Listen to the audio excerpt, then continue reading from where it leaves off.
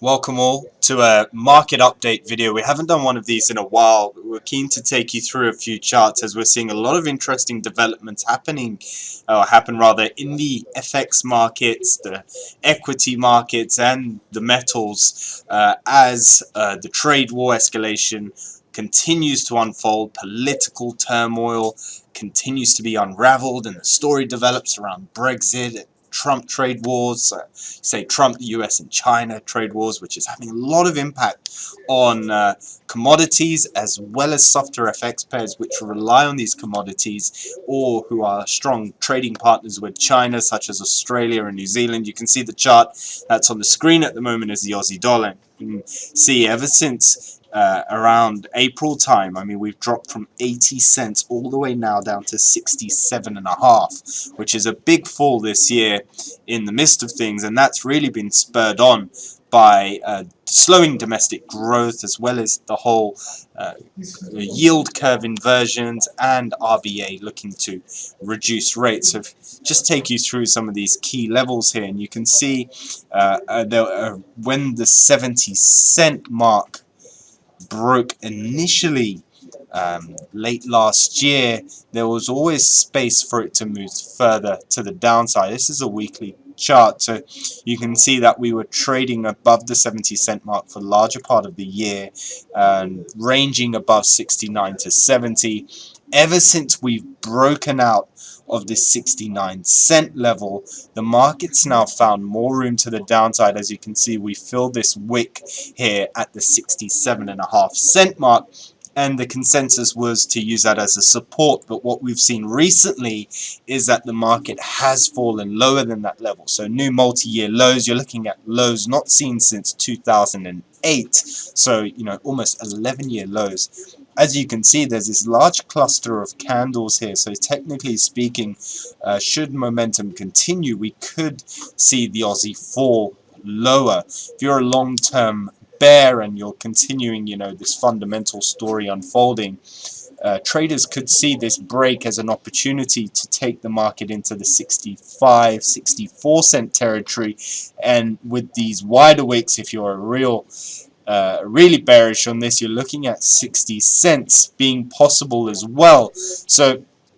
anything is possible with the Aussie at the moment, as we know the RBA expected to reduce rates again later this year potentially, and it's all really being digested in the markets as we speak. August, being a traditionally slow month, has provided these wicks to the downside of this 67.5 cent mark, which is a real psychological level here for the Aussie dollar.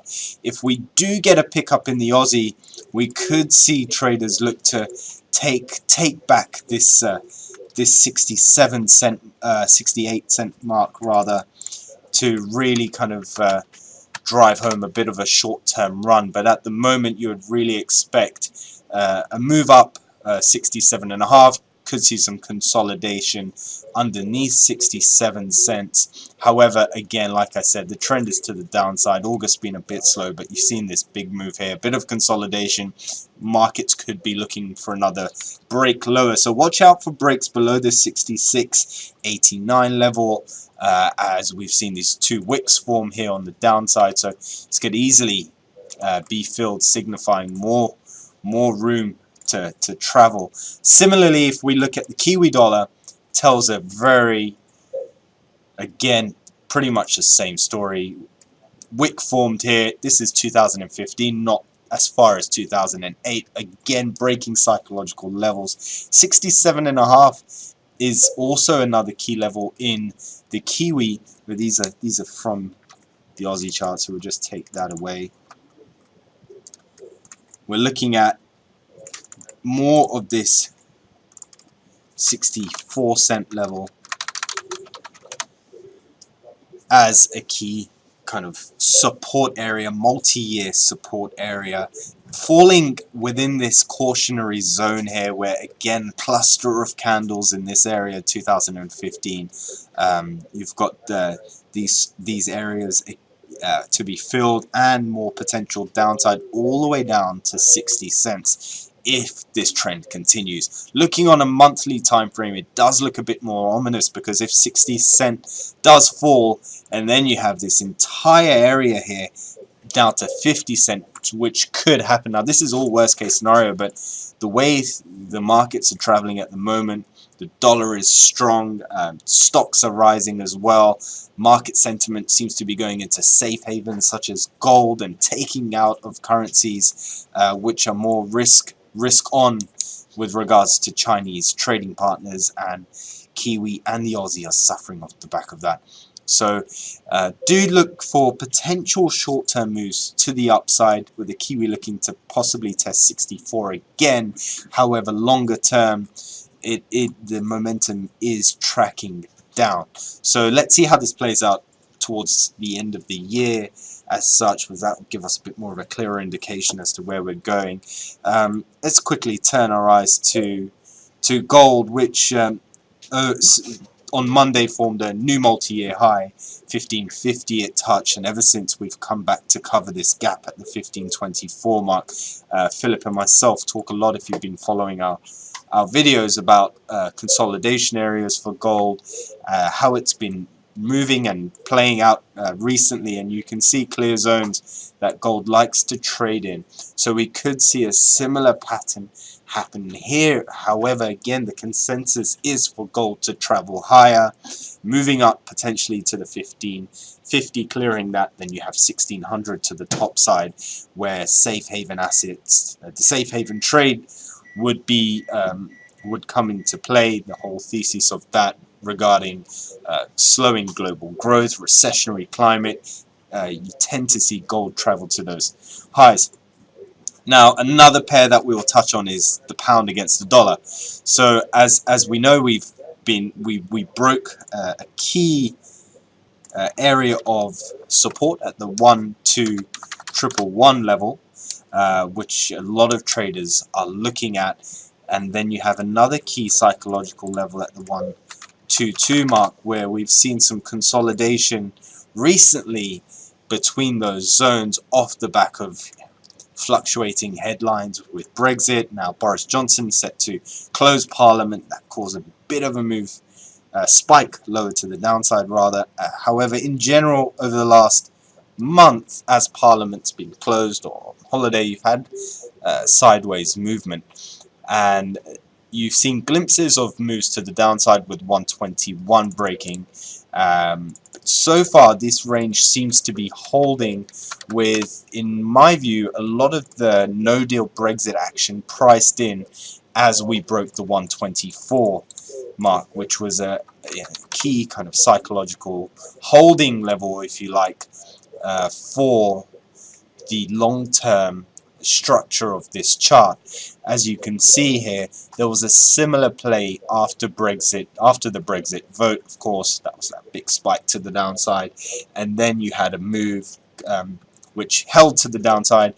This wick that formed often confuses traders, because that was caused by a flash crash, if you like, in early October on the pound, where we wicked down to 110, which lows not seen since 1970 odd, something like that, 40-year lows. But what we're looking at here is a structure that, if 121 does hold, it could be a kind of buy the rumor, sell the rumor, buy the fact scenario, where indeed we've been put towards the 31st of October deadline, regardless of MPs pushing back and forth, Parliament being closed. It does look like that October 31st deadline will hold. So given that, markets are pretty smart, and you're seeing a lot of that action when it was priced in, when Boris Johnson came into power and he put his authority down to say that was the deadline. Markets potentially would have absorbed that, and perhaps looking for a path to the upside, with the pound looking to kind of gain some momentum against the losses that it's faced over the last few months or so, dropping below 125, 124. Within this key area, trading here between 124 and 121. Should we fall below 121, then we do have another support to reach around the 119.85 level.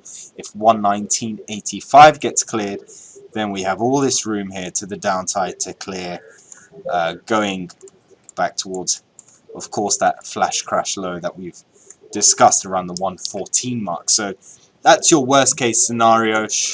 The likely scenario is that we do get a slight reaction on October 31st. Could be a sharp spike to the upside with a view of continuing this negative trend. But let's see how it all plays out. Everything is still up in the air in regards to trade. We don't know how the UK's relationship will conform with the EU's laws, etc. So a lot of political driven news to still come in that trade.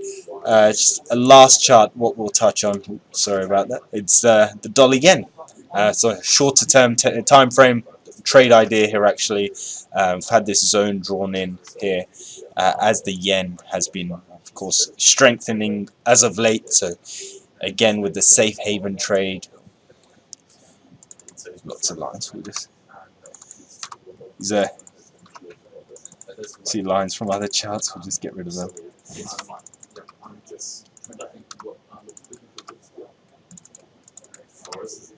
So you can see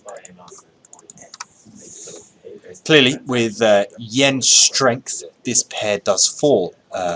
So dollar against the yen, we've been in a downward sloping trend over the last few years now, with the yen really conforming again to its safe haven status. It was a big wick that was set in December 2018, which was filled recently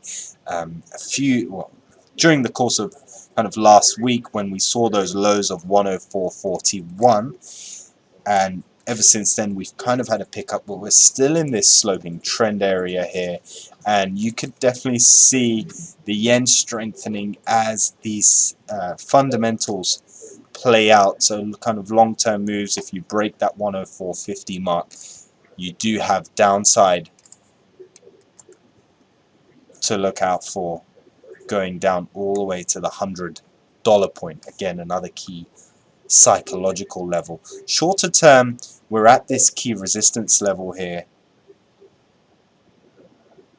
around this 106.70 mark, and it's held off well today. So this again could mark room for lower lows. Remembering we have NFP on Friday, that could add more momentum to this trade.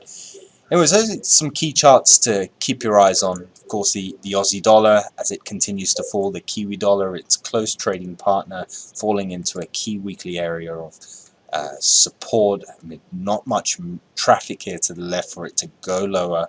The dollar yen, of course, gold moving past its multi-year highs. That was a 6-year high mark. As you know, it's up about 22% already this year.